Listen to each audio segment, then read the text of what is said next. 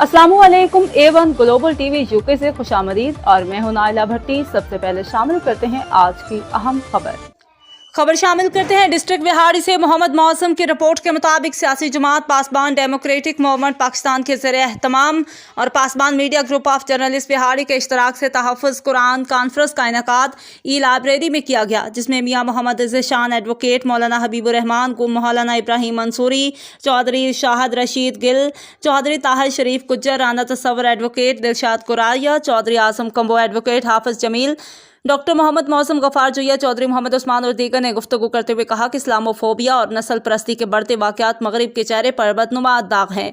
Sweden में आखिरी किताब कुरान पाक की तौहीन का वाक़या आलमी कवानीन की खिलाफ वर्जी है। उनका मज़ीद कहना था कि स्वीडन हुकूमत की जानिब से मुसलमानों की मुक़द्दस किताब पर घिनौने हमले की इजाज़त देने के अमल की शदीद अल्फाज में मज़म्मत करते हैं। ये वाक़या इंसानी हकूक़ की पामाली है और आज़ादी इजहार राय का सरासर गलत इस्तेमाल है। कुरान करीम आखिरी आसमानी किताब है, इसकी हुर्मत के लिए हर मुसलमान जान देने को तैयार है। मुकर्रीन ने हुकूमत पाकिस्तान पर जोर देते हुए कहा कि हुकूमत पाकिस्तान स्वीडन के सफीर को मुल्क बदर करते हुए स्वीडन के साथ सिफारती, सियासी और कारोबारी ताल्लुकात फौरी तौर पर ख़त्म करे। कॉन्फ्रेंस के इख्तिताम पर रैली भी निकाली गई और स्वीडन का झंडा भी नजर आतिश किया गया।